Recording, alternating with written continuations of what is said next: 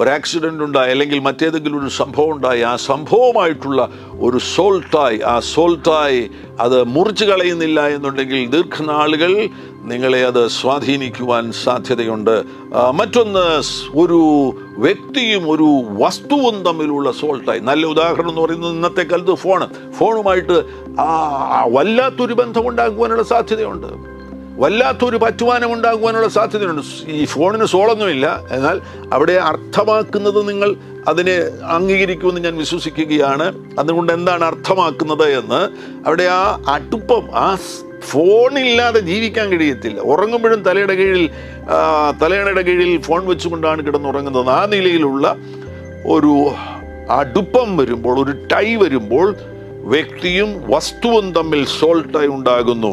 ഇനിയും വ്യക്തിയും സംഗീതവും തമ്മിൽ സോൾട്ടായി ഉണ്ടാകുവാനുള്ള സാധ്യതയുണ്ട്. ചില റോക്ക് മ്യൂസിക്കുകൾ, ചില പ്രത്യേക ഗാനങ്ങൾ, ആ ഗാനങ്ങൾ കേട്ടതിന് ശേഷവും മണിക്കൂറുകളും ദിവസങ്ങളും ആ ഗാനങ്ങൾ നമ്മുടെ തലയ്ക്കകത്ത് കിടന്ന് ഇങ്ങനെ ചുറ്റിക്കറങ്ങിക്കൊണ്ടിരിക്കുകയാണ്. വീണ്ടും വീണ്ടും ആ പാട്ട് കേൾക്കുവാനുള്ള താല്പര്യമാണ്.